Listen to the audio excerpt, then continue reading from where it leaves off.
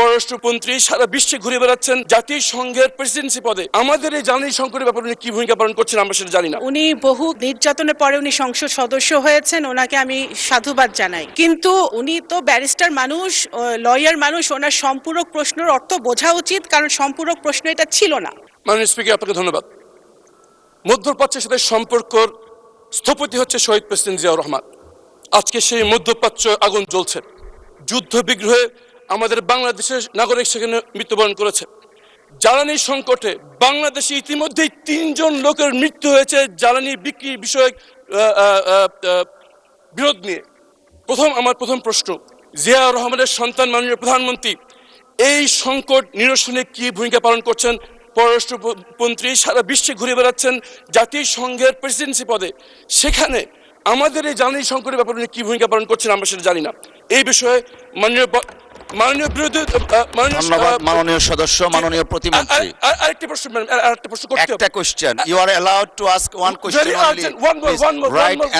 Right, honorable member, you are allowed to ask one question only.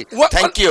মাননীয় প্রতিমন্ত্রী, আমাদের মাননীয় সংসদ সদস্যকে ধন্যবাদ জানাই। উনি বহু নির্যাতনের পরে উনি সংসদ সদস্য হয়েছেন, ওনাকে আমি সাধুবাদ জানাই। এবং উনি যে এখানে বসেছেন সেজন্য আমি ওনাকে কংগ্রেচুলেট করি। কিন্তু উনি তো ব্যারিস্টার মানুষ, লয়ার মানুষ, ওনার সম্পূরক প্রশ্নের অর্থ বোঝা উচিত, কারণ সম্পূরক প্রশ্ন এটা ছিল না। সম্পূরক প্রশ্ন এটা ছিল না। আপনার একটা প্রশ্নের উত্তর আমি দিতে পারি, যেটা আমার মন্ত্রণালয়কে রেলেভেন্ট। সেটা হচ্ছে যে জ্বালানির জন্য, প্রথম কথা, জ্বালানির কোনো সংকট বর্তমানে বাংলাদেশে নেই। আচ্ছা, দ্বিতীয় কথা হচ্ছে এই জ্বালানি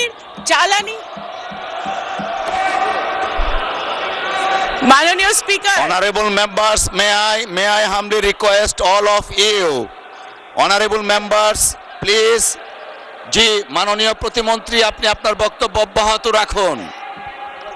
আপনার বক্তব্য অব্যাহত রাখুন। মাননীয় স্পিকার, জ্বালানির যাতে একাধিক সোর্স থেকে আমরা সরবরাহ করতে পারি, সেই জন্য ইতিমধ্যেই মাননীয় প্রধানমন্ত্রী একাধিকবার আমাদের সাথে বসেছেন। জ্বালানি মন্ত্রণালয়, পররাষ্ট্র মন্ত্রণালয়, বিভিন্ন সংশ্লিষ্ট মন্ত্রণালয়ের সাথে উনি বসেছেন। আমরা মধ্যপ্রাচ্য ছাড়াও যে সকল সোর্স থেকে আমরা জ্বালানি আনতে পারি সেই ব্যাপারে আমরা নিরলস কাজ করে যাচ্ছি এবং ইনশাল্লাহ আমরা সেটাতে সফল হব। দ্বিতীয়ত হচ্ছে আমরা প্রথম থেকে বলে আসছি, যখন এই যুদ্ধটা লেগেছে, বাংলাদেশ সরকারের একমাত্র গুরুত্বপূর্ণ কাজ হচ্ছে, ফার্স্ট প্রায়োরিটি হচ্ছে বাংলাদেশিদের যে মধ্যপ্রাচ্যে বসবাস করছে তাদের নিরাপত্তা নিশ্চিত করা। সেটা আমাদের মিশনগুলা পুঙ্খানুপুঙ্খভাবে 24/7 কাজ করে তারা করে যাচ্ছে। এবং আমাদের যারা 5 জন মৃত্যুবরণ করেছে মাননীয় স্পিকার, দুর্ভাগ্যবশত 5টি ভাইকে আমরা হারিয়েছি, তাদের 2 জনকে মৃতদেহকে আমরা সফলভাবে বাংলাদেশে আনতে আমরা পারতে পেরেছি। কারণ এখন সিচুয়েশনটা বুঝতে হবে, বাংলাদেশে ওই মধ্যপ্রাচ্যে অনেক কমপ্লিকেটেড সিচুয়েশন বিরাজ করছে। কখন কোথায় যুদ্ধ লাগে আমাদের বাংলাদেশিরা তখন নিজেরা বুঝতে পারে না। সুতরাং এর মধ্যে আমরা কিন্তু আনতে পেরেছি এবং 186 জন বাংলাদেশিকে নিরাপদে ইরান থেকে, তেহরান থেকে IOM এর সহযোগিতায় আমরা বাংলাদেশে ফেরত এনেছি একটি চার্টার্ড বিমান ফ্লাইটের মধ্য দিয়ে।